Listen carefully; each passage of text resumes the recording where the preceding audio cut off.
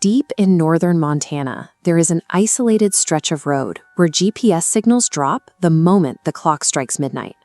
Truckers deliberately reroute to avoid it, and locals refuse to even speak its name.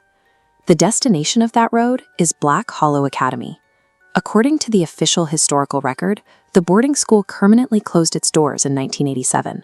The state cited a tragic yet accidental gas leak that killed several students in their sleep. Yet physical anomalies persist at the site decades after the case was closed. Every winter, small footprints appear in the fresh snow. They belong to children, and they follow a strict, impossible pattern, leading directly into the abandoned building, but never returning. In November 2026, a documentary team from Seattle set out to investigate these reports. Led by a filmmaker named Marcus Hale, their objective was to spend a single night inside the academy to systematically debunk the local legends. 4 people walked into that frozen forest, but only Marcus Hale returned. The cameras recovered from the scene now serve as the primary forensic record of an active, unsolved murder investigation.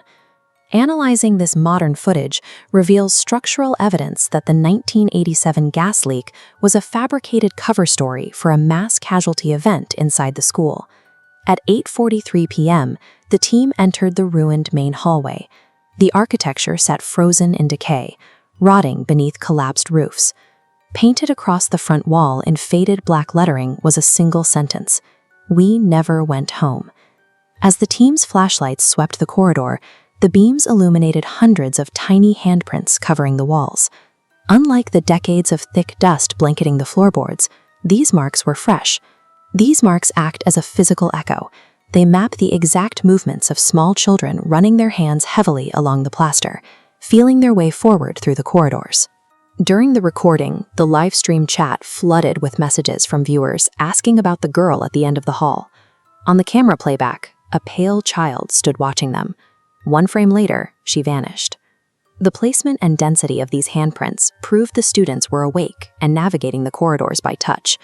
This directly contradicts the official timeline of a sudden, painless death by gas asphyxiation. By 10 p.m., the team reached the sleeping quarters. The room was a grid of rusted metal frames, except for one perfectly clean mattress in the center. A small teddy bear rested on the pillow. The audio equipment then picked up a child's soft humming slowly circling the perimeter of the room.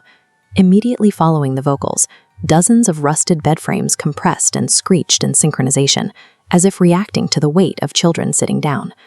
Child-sized silhouettes materialized on the mattresses. Their skin appeared burned black. They sat perfectly still, staring at the camera lenses with wide, unnatural expressions. The microphone captured a specific question from a boy standing inches away from the sound engineer. He asked, "Why did you leave us here?" This audio forces a shift in the psychological profile of the entities. They are not acting as predators. They are projecting the trauma of abandoned children who are still waiting for a rescue that never arrived. The team descended into the basement furnace room, where the temperature instantly plummeted. Overlapping whispers flooded the audio track as dozens of voices complained of the freezing cold. The basement was arranged like a classroom. Old-school desks were positioned in a perfect circle, with every seat facing the massive iron furnace. This schematic of the industrial furnace doors reveals thousands of tiny fingernail scratches cut deep into the metal. The directional vector of this damage is clear. These gouges originate exclusively from the interior combustion chamber, pointing outward. This evidence reconstructs the timeline of their final hours. The children were herded into the basement to escape the cold, and ultimately forced inside the combustion chamber. These physical marks confirm a premeditated act of mass murder by immolation, completely shattering the accidental gas leak theory. At the climax of the footage, a woman in a teacher's uniform appeared with her neck twisted backward. She was surrounded by dozens of silent, burned children. The entities spoke together. "You left us to burn." Instantly, the heavy iron furnace door exploded open in a blast of fire and ash. The footage documents Marcus Hale's reaction to the breach. He turned his back and fled the basement alone, leaving his crew behind in the dark. Before the camera cuts to black, the entities deliver a final message. Now he belongs here too. Marcus's decision to save himself replicated the betrayal those children suffered in 1987. By abandoning his crew, he mirrored the actions of the original teachers, cementing the modern team's fate. 3 days later, Marcus Hale was found 14 miles away, mute and suffering from severe frostbite. The government attempted to demolish the academy twice, but both crews quit after reporting voices inside the walls.